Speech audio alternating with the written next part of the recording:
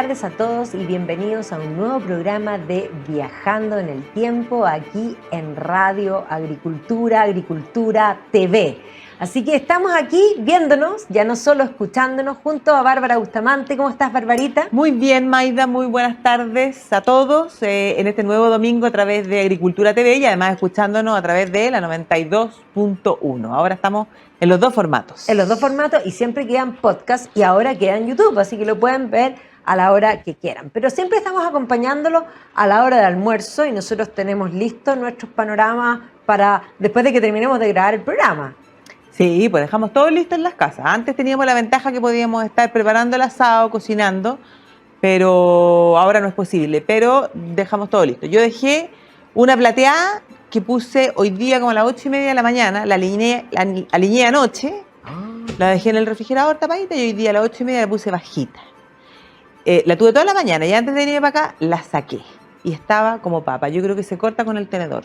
Oh, me gusta eso. Y obviamente son carne de escudero. Sí, por supuesto, sí, carne de escudero. Calidad desde 1955, lejos lo mejor.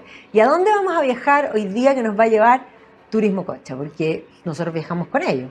Nosotros viajamos siempre con ellos porque son los que mejores organizan los viajes.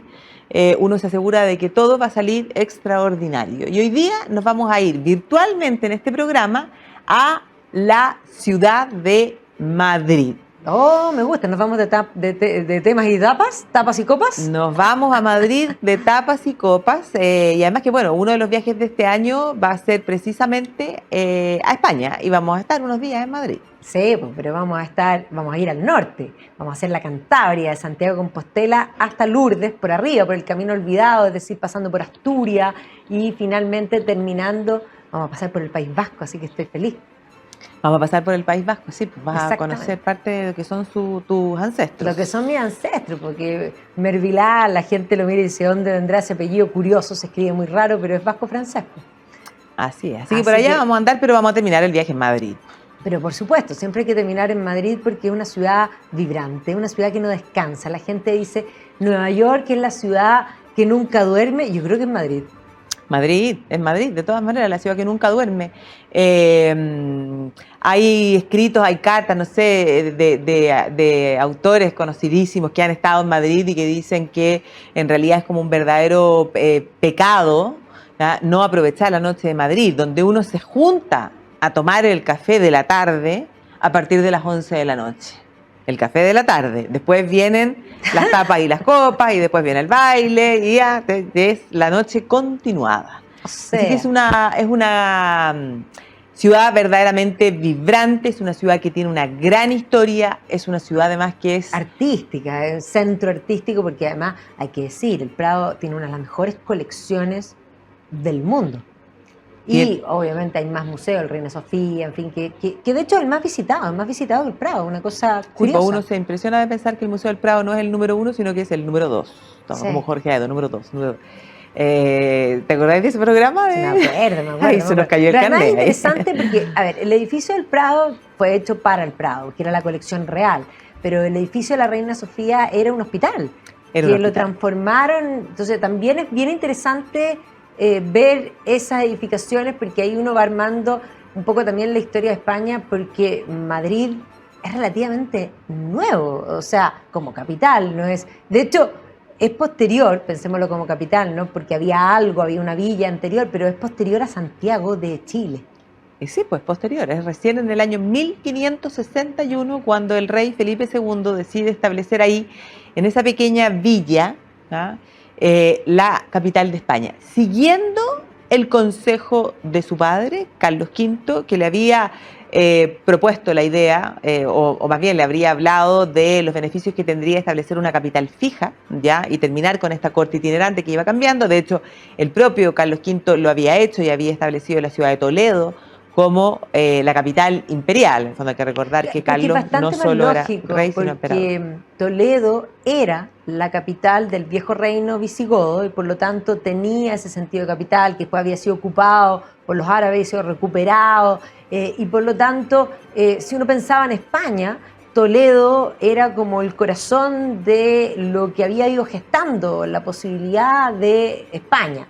pero claro, no va a ser sino hasta el final de la Reconquista, los Reyes Católicos, desde Castilla y con la Unión de Aragón, que finalmente esto se logra unificar España con una lengua, con una religión, con un reino. Y claro, de ahí su nieto, Carlos V, toma Toledo. Pero Felipe II es genial la razón del por qué finalmente elige Madrid. Hábil. Muy hábil porque, y también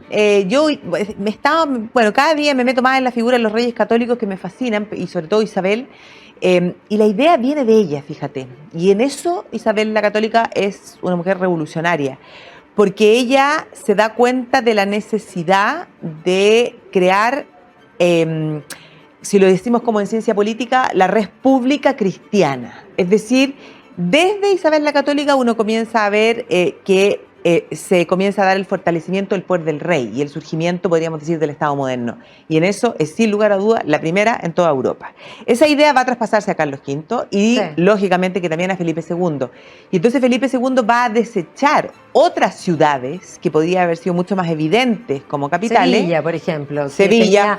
Que hay una cosa bien curiosa, porque Madrid era una villa, sí, con una fundación anterior musulmana, y de ahí viene el nombre, porque era como, Mairit, en el fondo, claro, Mairit, que es como el lecho de río, básicamente, claro, es el concepto, pero no tiene la lógica de una ciudad, pensemos en la época antigua, porque claro, hoy día tú puedes fundar una ciudad donde quieras porque te mueves en auto, pero cuando no existía la movilización en auto ni había ferrocarril, los ríos eran esenciales para que llegase el comercio, para poder, en el fondo, sustentar a la ciudad.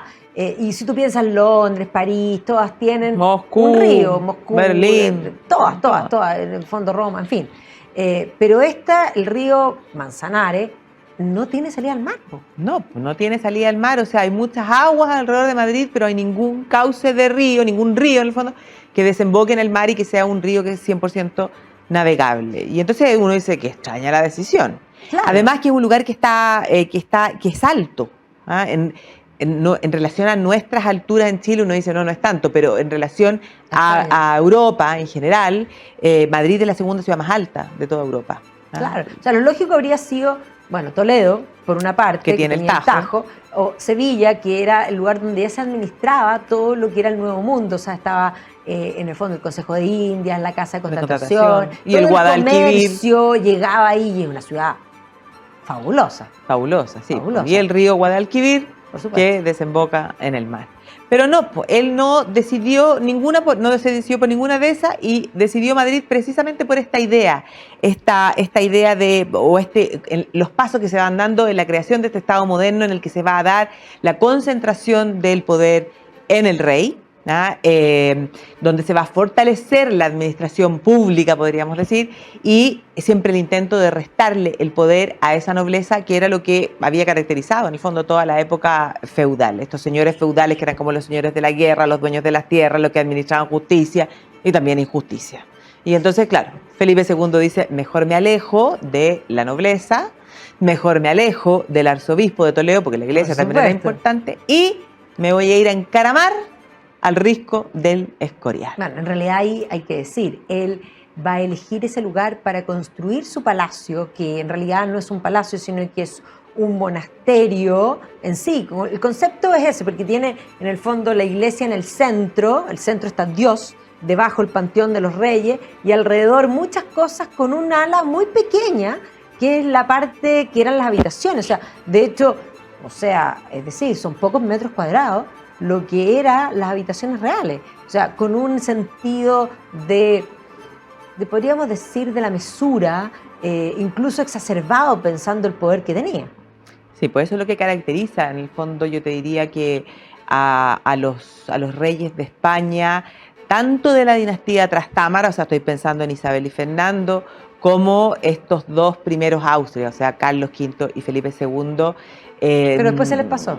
Sí, no, después se acostumbran al lujo rápidamente, y cuando llegan los Borbón, ni te digo. No. Pero claro, es esa visión de que además la política está intrínsecamente unida a la religión, o sea, son completamente inseparables, y Felipe II representa mejor que nadie probablemente ese espíritu, o sea, ese espíritu escolástico. Cuando nosotras en nuestro documental, que es parte de lo que estamos viendo por aquí, que estamos viendo imágenes de Madrid, tú dijiste una frase que yo la encontré que era fenomenal, cuando dijiste que el Escorial era la teología hecha piedra, y eso es. Eso es. Así que, bueno, el Escorial es magnífico, entonces él eligió ese lugar y desde ahí dijo, bueno, esta villa que ya existía, son 45 kilómetros, hoy día están prácticamente unidos. Claro, es bastante cerca, ahora para el tiempo era suficientemente lejos. Hoy día están unidos, incluso hay un ferrocarril que es rapidísimo, no demora nada, entonces claro. Es muy cerca. Pero efectivamente ahí se va a elegir esta villa. Y claro, la villa existía y eso explica el por qué Madrid son como retazos, como que habían cosas, en el fondo se van a ir construyendo y luego se va a ir unificando, es como un proceso al revés. Claro, por eso es un tanto desordenada geográficamente, no obedece a la típica estructura de las ciudades españolas, que es la misma estructura que tenemos nosotros aquí, o sea, la Plaza de Armas, cuadras cuadradas, valga la redundancia, con los principales edificios siempre en torno a una plaza de armas. Madrid no tiene esa estructura porque, claro, hay restos, de hecho hay restos romanos, algunos restos romanos, hay restos visigodos, todo en torno a donde está la Catedral de la Almudena y el Palacio Real, pero claro, van a ser los musulmanes los que van a comenzar a darle vida a esta ciudad y, como tú decías, le van a dar el nombre, este nombre de Mairit, después Majerit y de ahí Madrid. Y en medio del proceso de la reconquista cristiana, los reyes cristianos en su avance del norte van a querer recuperar evidentemente Toledo, que también está relativamente cerca de Madrid, y por supuesto que esta villa que estaba en manos de los musulmanes. Y lo van a lograr en el año 1086, cuando el rey Alfonso VI logra, 1085, cuando el rey Alfonso VI logra reconquistar Toledo, cae también Madrid en manos cristianas. Bueno, y ahí hay una leyenda fundamental, porque los cristianos cuando estuvieron primero en Madrid, cuenta la leyenda, habían escondido a la Virgen de la Almudena, y cuando recuperan, se había caído la muralla y había aparecido ella, además con velas que todavía estaban prendidas. Yo siempre digo, por Dios, que eran buenas las velas. Imagínate la cantidad de siglos. Por eso, y no se pagaron. Los musulmanes invadieron el 711, o sea, los cristianos la escondieron a la Virgen antes del 711, llegamos al año 1085 y todavía las velas están prendidas. Esas velas sí que son buenas. Esas necesitamos, ¿ah? Sí, esas necesitamos. Esas que las velas no arden. Hasta que las velas Yo creo que de ahí, que en Madrid no se apagan las velas. No se apagan las velas. Exacto. Claro. Entonces la Almudena se convierte en el espíritu y por eso la pasean y es la patrona de la ciudad. Pero ahí está, en el fondo, donde estaba la Virgen se va a construir lo que va a ser la iglesia, que posteriormente la que vemos hoy día es una reconstrucción del final del siglo XIX y del siglo XX. Pero ahí donde está el Palacio Real, Borbón hoy día, que es el más grande de toda Europa, estaba, digamos, la fundación de un primer alcázar pequeño que va a ir creciendo en el tiempo y que después se va a quemar. Claro, se quema en 1734 y eso le viene muy bien a los Borbón, la verdad. Sí, porque borrón y cuenta nueva. Claro, porque la austeridad del alcázar de los Austria lo han encontrado. Pero lo más último que hay, pues además que hay que pensar que los Borbón vienen de Francia, o sea, lo que tenían en mente era Versalles. Y entonces este alcázar de estos reyes tan austeros, la verdad es que no les tiene que haber parecido nada bueno. Porque claro, efectivamente la villa después de la reconquista cristiana va a ir creciendo, ¿verdad? Se va a convertir en villa, se va a convertir en ciudad libre en el tiempo de los reyes católicos, y eso va a ser uno de los elementos que los reyes católicos también utilizan para fortalecer su poder y restarle el poder a los nobles. Toman a estas villas, les van dando mayor importancia a estas villas, se van apoyando en los consejos de estas villas, de manera de tener ciudades que les proporcionen recursos, que permitan también ese fortalecimiento del poder real. Y eso es lo que también hace que Carlos V le dé a la ciudad especial. Claro, la llama coronada imperial.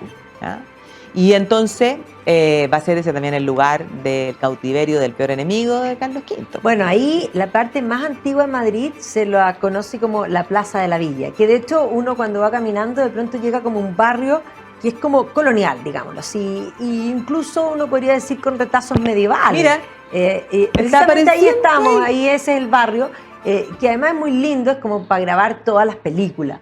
Pero ahí, claro, están edificios posteriores que se van a construir cuando adquiere estas características, pero hay una torre, la Torre de los Lujanes, que tiene tanta leyenda, porque Carlos V, o Carlos I de España, Carlos V de Alemania, porque va a ser emperador del Sacro Imperio Romano Germánico, va a entrar en conflictos continentales, van a haber varias guerras y su archienemigo va a ser el rey francés, que es de la familia Valois-Angulema, que es el famoso Francisco I, este gran rey francés renacentista que construye los castillos, los Châteaux de la Loire, los castillos del Louvre, los famosos.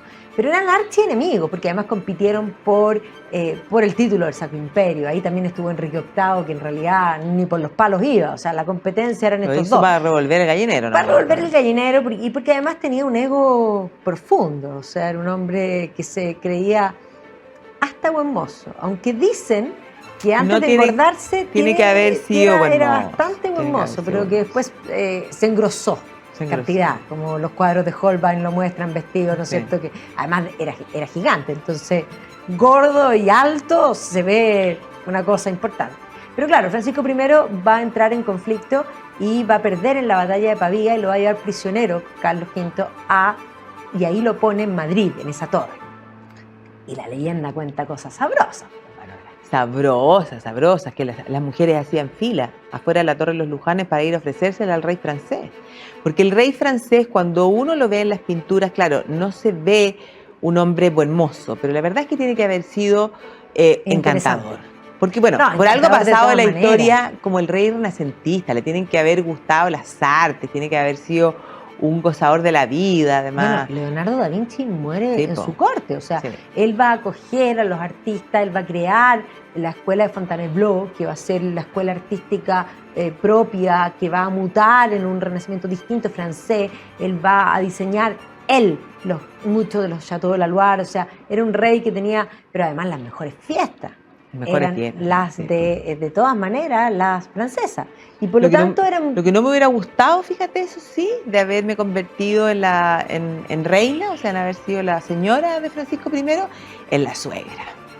Porque la madre de Francisco I yo creo que tiene que haber sido bien compleja. No, era terrible. Bueno, de hecho... Hay una serie que no sé si está disponible con tanta facilidad, pero a lo mejor por ahí si buscan, que es la serie Carlos Rey Emperador, que es de la televisión española, que es realmente extraordinaria. Tengo que decirle a todos ustedes, tienen que verla, porque, a ver, si Francisco I era interesante en la historia, y lo era, en la serie es tan buen mozo que la verdad es que yo me quedo con esa idea de que ese es Francisco I.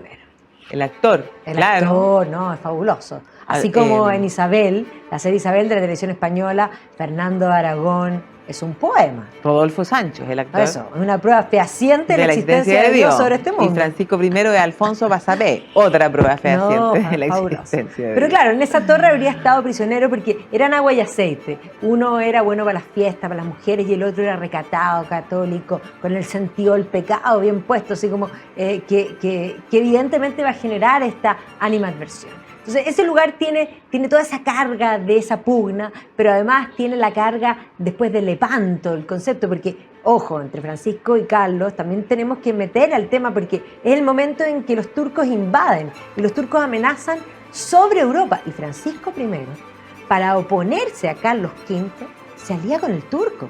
Sí, o sea, buena persona, o sea, era un político. Totalmente. Era un político. De tomo y lomo. Claro. Pero así, ahí en ese lugar, en esa plaza de la villa, es donde, claro, efectivamente están los retazos más antiguos de la ciudad de Madrid. Una ciudad que va a ir creciendo en la medida en que Felipe II decide, claro, en mayo de ese año 1561, trasladar la capital ahí. Y entonces ese va a ser el momento en el que Felipe II decide comenzar a dejar su huella y a embellecer la ciudad. Y entonces lo primero que va a hacer es... O sea, además, lo que llama la atención inmediatamente, o sea, en Madrid cuando uno piensa en el Madrid antiguo, uno piensa en la Plaza Mayor. Y claro, la Plaza Mayor la parte Felipe II y la termina su hijo. Pero tiene ese gusto propio de Felipe II, o sea, pensemos que el Escorial era la razón del por qué Madrid. y ahí el arquitecto, en el fondo el estilo herreriano, Herrera, ¿no es cierto?, va a ser el que también hace la Plaza Mayor.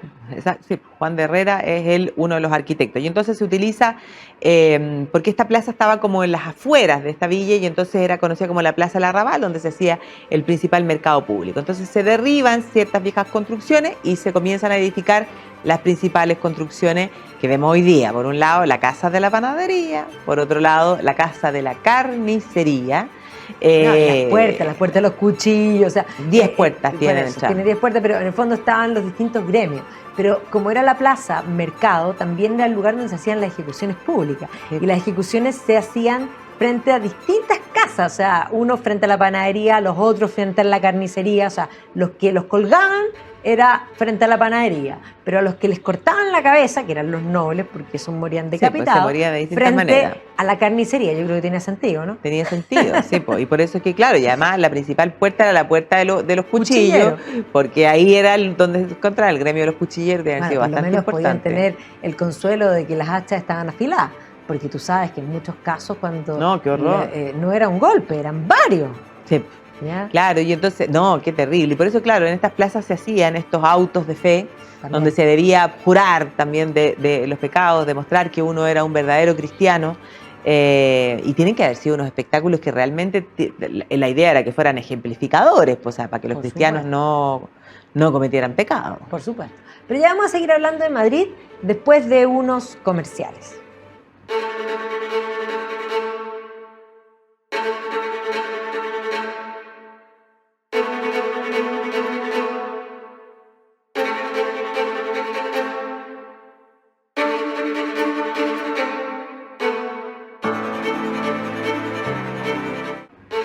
Y estamos de vuelta en Viajando en el Tiempo, junto a Carnes Escuderos y Turismo Cocha, y obviamente junto a Bárbara Bustamante, hablando de la ciudad de Madrid.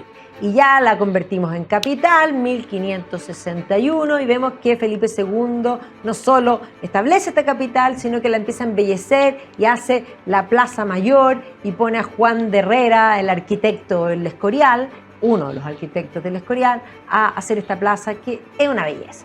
Es una belleza y por eso, claro, gran parte de esos edificios reciben ese nombre de ese estilo herreriano. Y lo que está en el centro de la plaza, bueno, es la estatua de su hijo Felipe III. Uno podría confundirse pensando que es Felipe II. Pero está Felipe III, su hijo, porque es él el que termina las obras de esa plaza. Y el caballo, fíjate que tiene una historia que es bien divertida también, porque resulta que el caballo era hueco. ¿Ah? Tenía como un orificio, y parece que era más que tenía como abierta la boca y era hueco hacia adentro. Y entonces, durante los tiempos, ya en el siglo XX, cuando se convulsiona la política en España, lógicamente que en medio de las manifestaciones, los motines, iban a atacar la estatua de Felipe III, los símbolos políticos, y entonces las autoridades de ese momento decidieron sacarla, ¿ah? Y la comienzan a restaurar, mientras la tienen resguardada, y cuando la restauran se dan cuenta de que el interior del caballo estaba lleno de pequeños huesitos que correspondían a pájaros, a gorriones, a distintas aves que, bueno, tuvieron la mala suerte de que volando entraron por la boca del caballo y murieron al interior del caballo. Así que en medio de las restauraciones decidieron, bueno, cerrar la boca del era caballo. come pájaro. Sí, era un caballo come pájaro.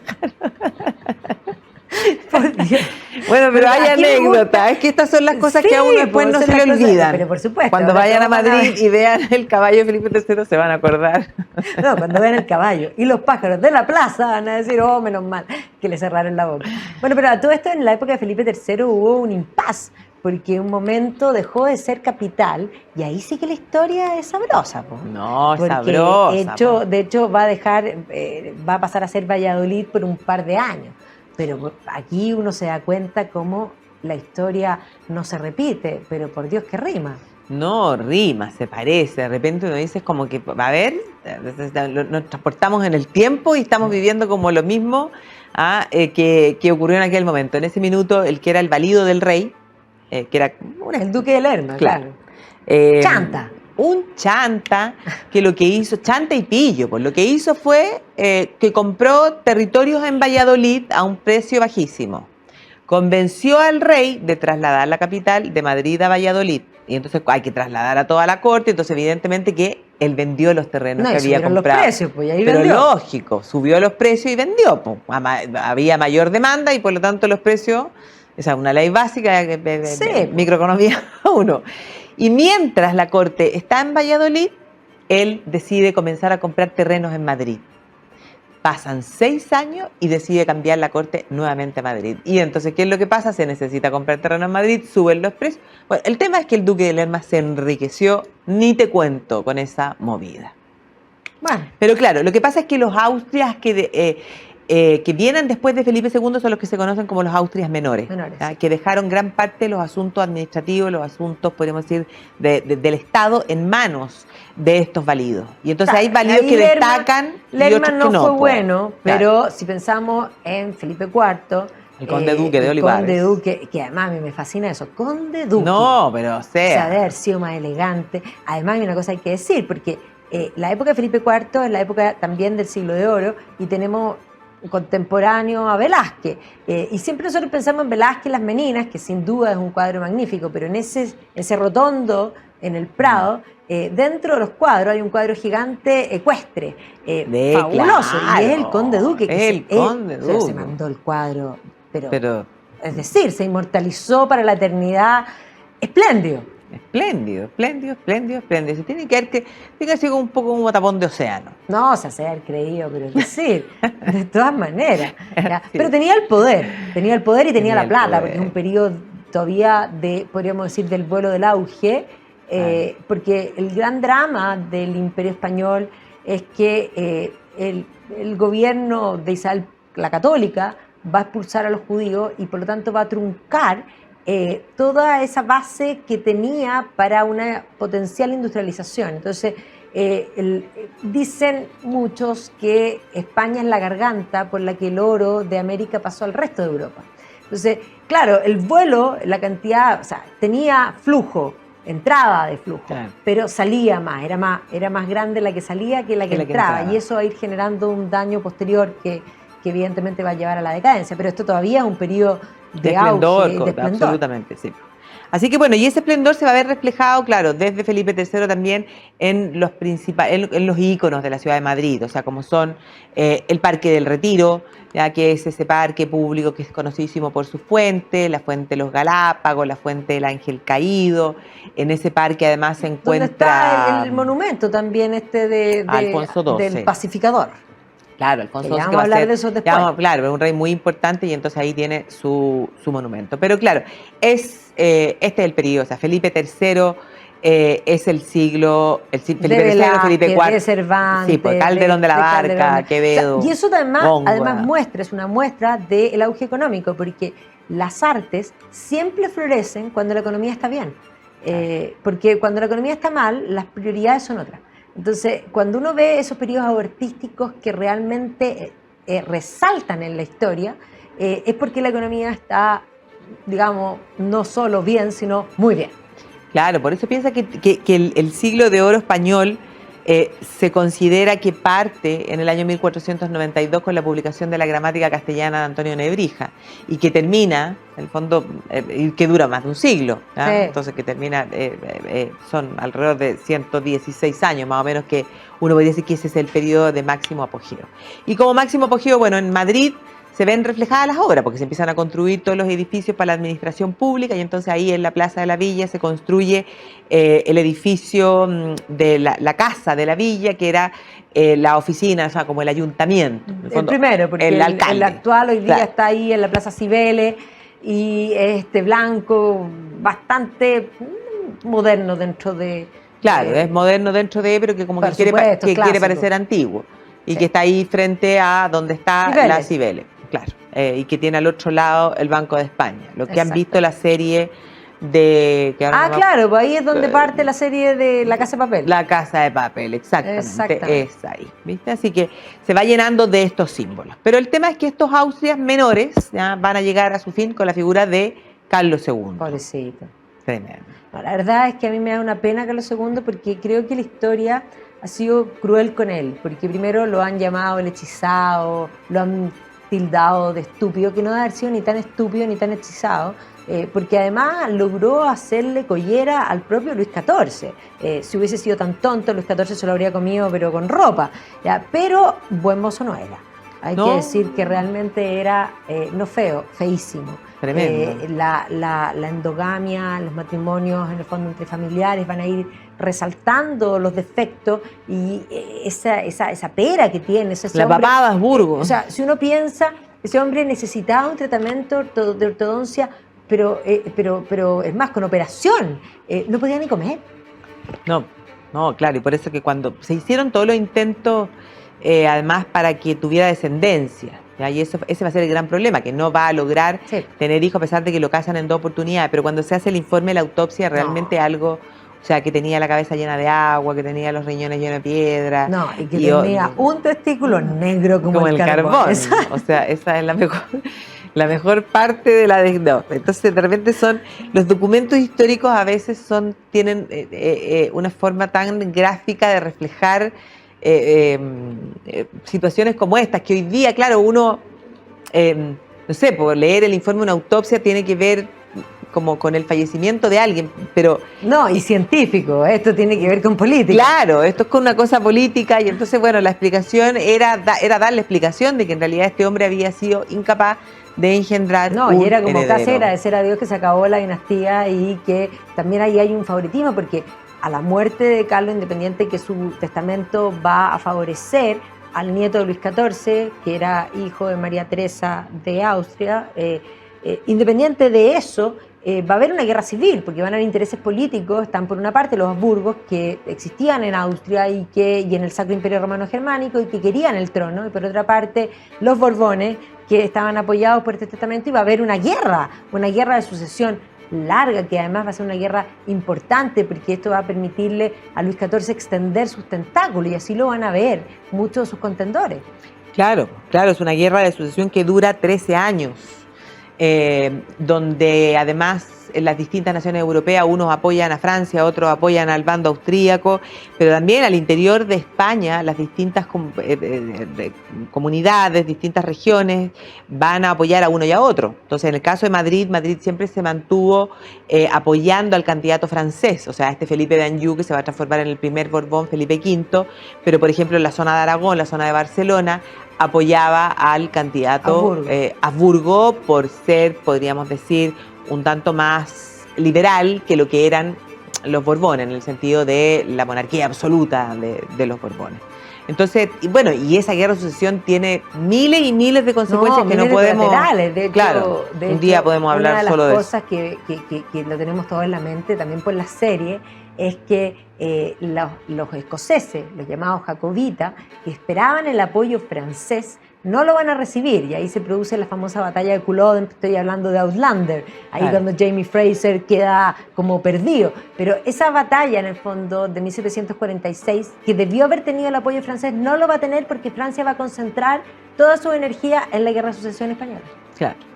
Así que el tema es que es un momento histórico importante, pero finalmente, va a imponerse el candidato francés con el compromiso de que nunca se va a convertir en rey de Francia. O sea, no podía ser los dos lados, porque la misma persona, imagínate, rey de Francia y de España. Y entonces se inicia la dinastía Borbón, y cuando se inicia la dinastía Borbón, 1734 se había incendiado el Alcázar, y entonces se inicia la construcción del Palacio Real, el que se conoce como el Palacio de Oriente. Sí, ahora hay que decir una cosa, Felipe V era curiosísimo. Es más, aparece también, ya que estamos a modo de serie, en La Cocinera Castramar. Se nos van a ocurrir hartas series hoy día. La Cocinera Castramar, ahí está este rey que debe haber tenido una especie de depresión, pero además con momentos de locura. Dicen que no se cortaba las uñas y no podía ni caminar. No, claro. Eso, y además tiene el reinado más largo, una cosa impresionante. 45 años de reinado, vivía de noche. Una tortura. Sí, pues tenía hartas adicciones. Bueno, y el que lo calmaba era el castrati, Farinelli, que se va a convertir en una celebridad y que le cantaba y eso lo calmaba. O sea, le tenía que cantar por horas. Por eso era como el Prozac. Claro, y la vida de la pobre Isabel Farnesio tiene que haber sido una locura, pero eso hizo que también Isabel Farnesio moviera los hilos para favorecer a sus hijos por sobre los hijos del primer matrimonio de este Felipe V. Entonces ahí hay toda una trama. Ahí muestra el poder femenino que no es menor, o sea... Algún día debiéramos preparar un ciclo de estas mujeres. De estas mujeres así estas que están, que no son, comillas, detrás, pero en realidad están en primera línea. Claro. Sería interesante. No, va a estar bueno eso, pero te tinca que sigamos después de comerciales, así que volvemos en unos instantes.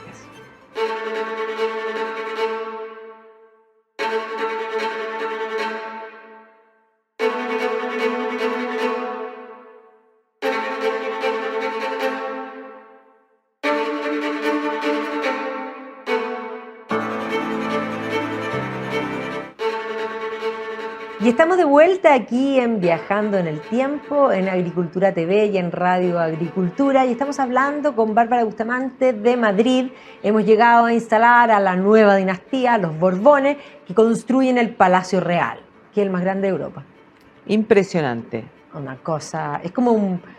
O sea, es realmente, porque además, ¿dónde está puesto? Porque en el fondo tiene todas estas vistas, tiene estas dimensiones, como esta especie como de acantilado, que hace que se note más todavía.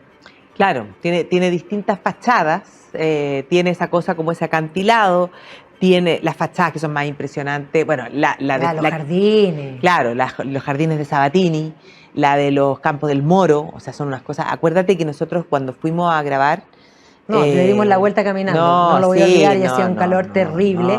Y siempre uno, cuando hace eso el primer día grabando, vais caminando, porque además tenéis que verte bien, entonces andáis con zapatos que no serían los más cómodos.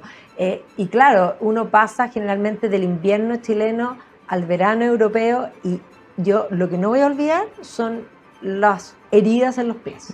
El dolor de pie. Bueno, pero solo a nosotros se nos ocurre recorrer el Palacio de Oriente a pata recorriéndolo entero. O sea, es un problema nuestro, ¿no? Yo creo que cualquiera hubiera tomado un Uber para ir de una fachada a la otra. Así de grande es, ¿ya? Ahí es donde está el Salón del Trono. Ahí es donde hoy día podemos ver cuando Felipe VI junto a la reina Leticia, por ejemplo, reciben las credenciales de los embajadores, cuando reciben las grandes visitas. Hay una colección de armaduras fabulosa. Exactamente, tiene los techos pintados por Tiepolo, tiene unos cortinajes o las paredes que están bordadas en terciopelo. Una cosa, porque esto es política.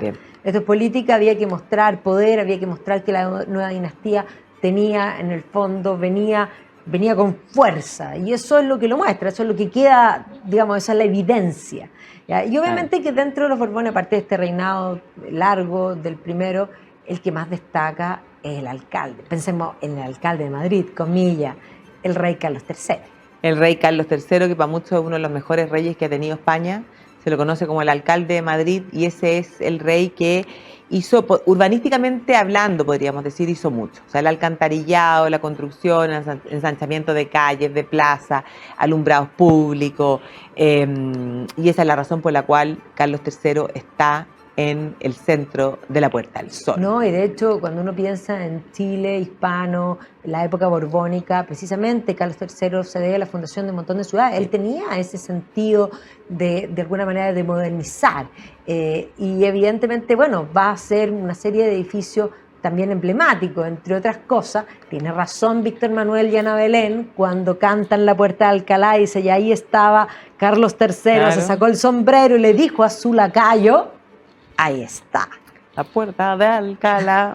Ahora vamos a cantar. Claro, viendo pasar el tiempo. Pero comienza la canción con Carlos III porque él la establece. Claro, pues, exactamente. Así que ahí está la Puerta de Alcalá, que es uno de los símbolos de Madrid. Yo creo que no hay nadie que la primera vez que va a Madrid lo que más quiere, lo que más intenta es ver la Puerta de Alcalá, símbolo de lo madrileño, que está en esta especie, que quedó en esta especie de rotonda. Claro, pero hay que entender que es una de las tantas puertas que tenía Madrid, o sea, era una ciudad amurallada en el siglo XIX, cuando se terminan de derribar las murallas, y la Puerta de Alcalá era una de las entradas precisamente de quienes vienen como de Francia. Claro, de Francia, de Aragón. Esa era la puerta de entrada. Y que ahí quedó. Bueno, ahí quedó. Y ahí quedó también ¿ya? Por obra de Carlos III, lo que se conoce como el Paseo del Prado hoy día. Antes era el Salón del Prado. Y ese Paseo del Prado es lo que tiene, parte, en el fondo, en Cibeles, y termina en la Plaza Carlos V, que es donde está la estación de Atocha. O sea, tiene toda esa extensión. No, es grandísimo. Y además ahí después va a ser hacer el Prado para acoger esta colección real. Y eso es súper importante destacarlo, porque yo partí diciendo que el Prado era uno de los mejores museos de Europa como colección. Y es porque su origen es muy distinto. Sí. Los museos generalmente se instalan como museo y adquieren obra. Ya hay una decisión de crear un museo. Aquí se produce el museo, porque efectivamente la colección real era abundante y se va a decidir entregar esta colección real para abrirla al público. Y por eso la colección del Prado es realmente impresionante, porque los reyes en el tiempo habían adquirido cosas magníficas. La colección flamenca, por ejemplo, de Felipe II, que le encantaba, el Bosco, Roger van de Weyden, es una maravilla. Aparte de la hispana, porque el siglo de oro no solo se manifiesta en las letras, sino que también no es solo Velázquez, sino que es Velázquez, Rivera, Murillo, Zurbarán, y pensemos después en Goya, o sea, la colección, pero a eso agrégale los Rubens, los Rembrandt, o sea, tiene una colección realmente magnífica. Sí, por eso que siempre es recomendable en los museos ir a ver ciertas cosas. Entrar y decir, a ver, vamos a ir a ver, si es la primera vez, hay que ir a ver Velázquez y Goya, yo creo.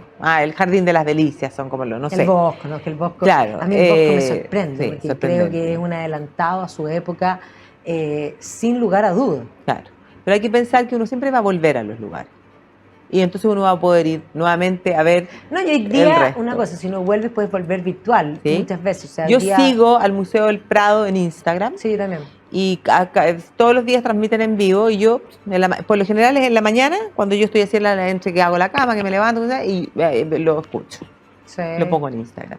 Y yo creo que en todos los museos se puede hacer. Yo sigo... Todos los museos se puede hacer. Y de hecho, hay cosas que tú puedes hacer en detalles que probablemente ni siquiera en vivo lo podrías hacer. O sea, hoy día la cultura está disponible a un clic. Sí. Y gratuita. Solo basta querer educarse. Claro, sí. Y también, bueno, obra de Carlos III es la construcción del Hospital de San Carlos, que es hoy día, ¿no? el museo de la Reina Sofía. De la Reina Sofía, que, claro, es el que tiene el Guernica de Picasso, y por eso que es tan famoso. Así que este Carlos III tiene su propia universidad, además. Pero hay que pensar que en este tiempo, bueno, Goya, que es otro de los grandes, está pintando. Y Goya está pintando y nos muestra cómo era Madrid en aquel momento, un Madrid que va a ver, podríamos decir, como detenida su historia. Por las invasiones napoleónicas. O sea, Goya, es más, nosotros lo tenemos en la retina por muchas cosas, por sus pinturas negras, pero también precisamente por su reacción, primero como todo intelectual favorable a las ideas de la revolución primero, y posteriormente a esa desilusión de la invasión napoleónica, porque hay que decir que Napoleón va a decidir llegar a un acuerdo con España para poder invadir Portugal, porque le había puesto un bloqueo continental a los ingleses, y los que no respetaron el bloqueo era Portugal y era Rusia. Y por lo tanto la negociación era pasar por España, pero en realidad invade España. Y termina en el fondo negociando, haciendo abdicar al rey en favor de su hijo primero, y después sacando al hijo y poniéndolo al hermano, y ahí llega al poder Pepe Botella. Pero cuando entran las tropas españolas va a haber una reacción, y por lo tanto Goya pinta en el fondo el 2 y el 3 de mayo. Sí. Que son uno la revuelta y otro las matanzas. Que las matanzas donde impresionante. Es impresionante. Es impresionante lo que hace Goya ahí, porque pone a un hombre que está con camisa blanca, los brazos arriba, como diciendo, me rindo. No, y toda la luz se va a la camisa blanca, el foco, o sea, tiene una emocionalidad impresionante. Y hay algunos muertos a los lados y se ve como la sangre está avanzando. Es un cuadro que tiene movimiento. Y al otro lado pone a los franceses que les hace... espalda. Los pone de espalda, no les vemos la cara, porque ellos son los enemigos que están ahí. No, sí, es impresionante.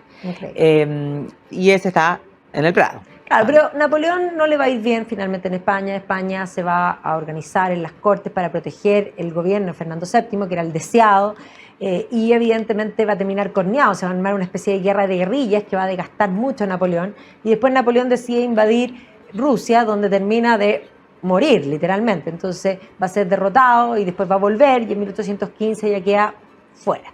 Pero claro, ahí va a venir el problema porque va a venir Fernando VII de vuelta, este deseado se va a convertir en un felón. El rey traicionero, traidor, porque claro, va a desconocer, va a derogar la Constitución de Cádiz, en el fondo todo lo que se había Avanzado hecho. en democratización. Exactamente, y eso va a tener como consecuencia, en el fondo que para muchos considerado uno de los peores reyes que ha tenido España. Y pero eso claro, también va a es tener lo que... consecuencias políticas en España Sí, y va a tener también como consecuencia política todas las independencias de Latinoamérica.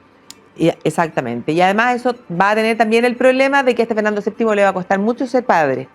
Lo va a lograr después de varios matrimonios, creo que son 4 mujeres, y va a tener una hija. Y precisamente años antes de que naciera esta hija Isabel II de España, él va a derogar la ley sálica del año 1713.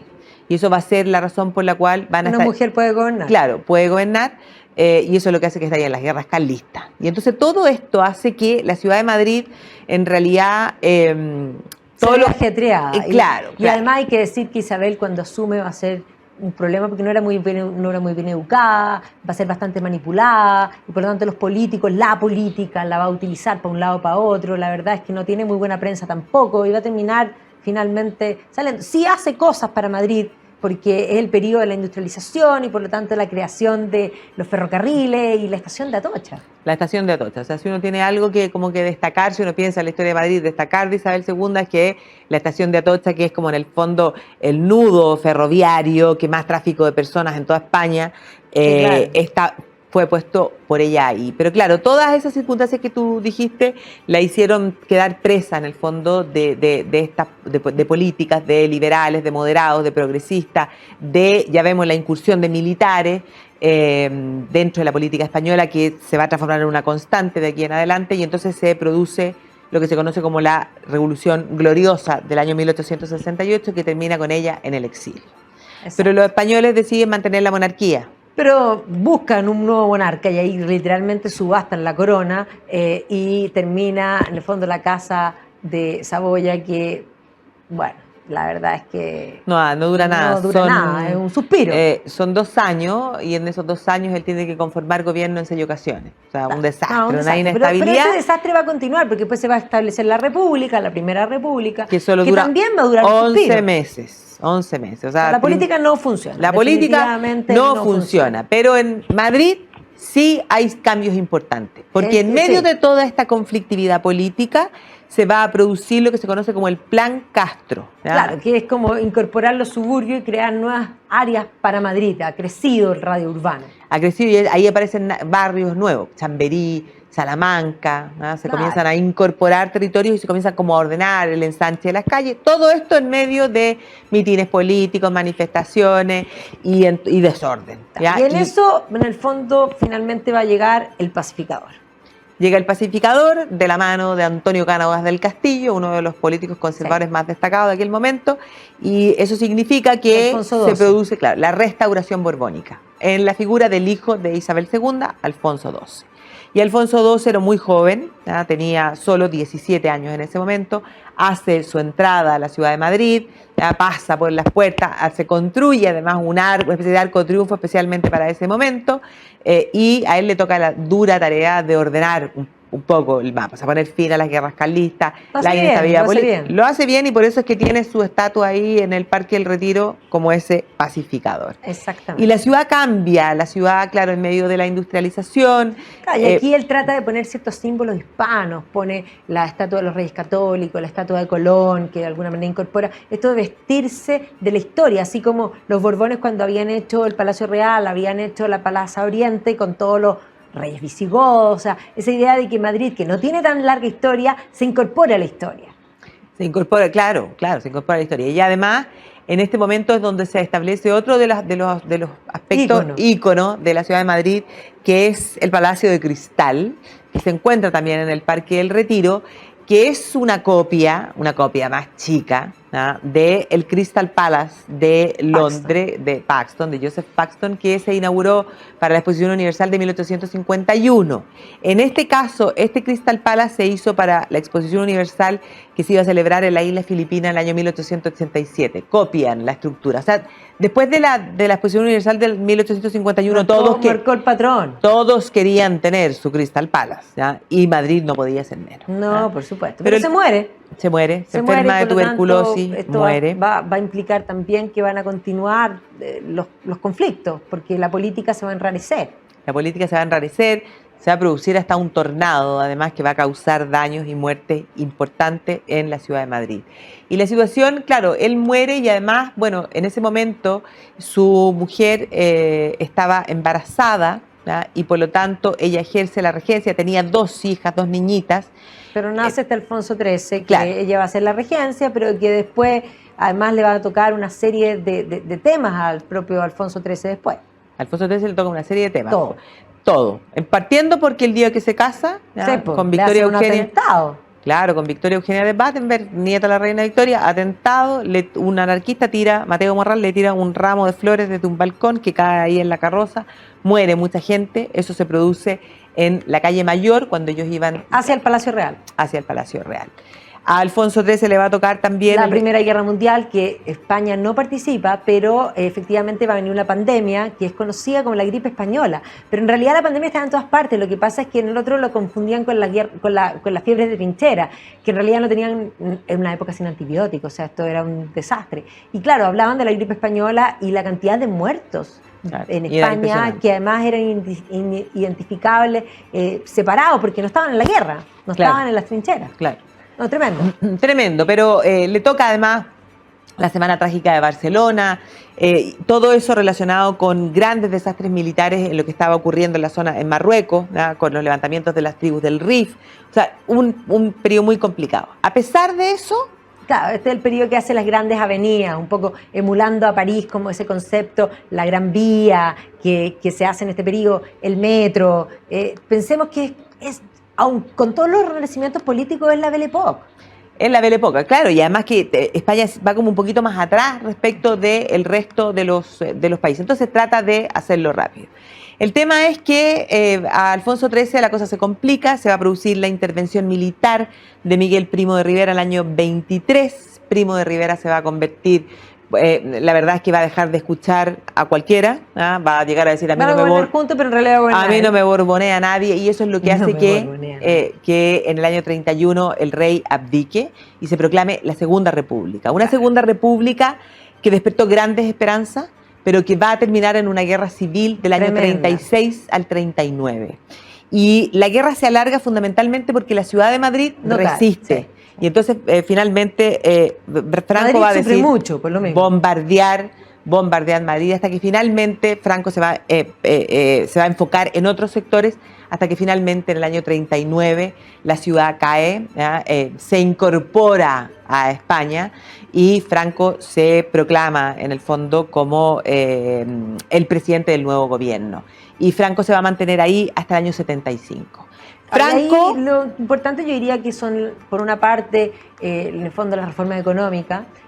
A partir del año 59. Claro, que eso va a implicar el boom económico que va a permitir que Madrid, aparezcan no solo Madrid, los España, rascacielos. Claro, en el caso de Madrid aparezcan los rascacielos. Sí. En esta época además reciben de regalo el gobierno egipcio el templo de Debod, que es un templo, el edificio más antiguo de claro, Madrid. Sí, es un edificio, un templo del es real, es de verdad, sí, claro, impresionante. Exactamente. Y Franco deja también ahí el Valle de los Caídos. El Valle de los Caídos, que ha sido objeto de conflictos políticos hasta el día de hoy, porque uno la verdad puede decir que hoy día Franco tiene más enemigos que cuando se murió en el año 75, porque ocupan a Franco. Sin duda, es un tema complejo y la política se ha vuelto a enrarecer, han estado los atentados, pensemos de Atocha hoy día, en fin, pero Madrid sigue, a pesar de todos los temas políticos, porque van como adelantados en los problemas, tienen problemas bastante similares que a veces uno hace símil con nuestra propia política, pero ahí sigue vibrante, con barrios nuevos,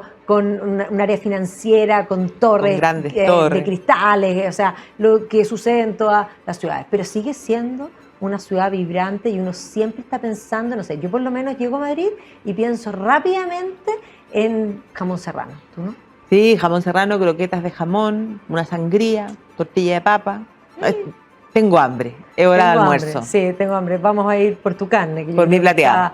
que está bastante buena. Vamos Así que con les Inglaterra. agradecemos a ustedes este recorrido en la historia de Madrid, en este viaje en el tiempo, y volvemos la próxima semana. Así que nos despedimos por hoy, Barbarita, y nos vemos la próxima semana.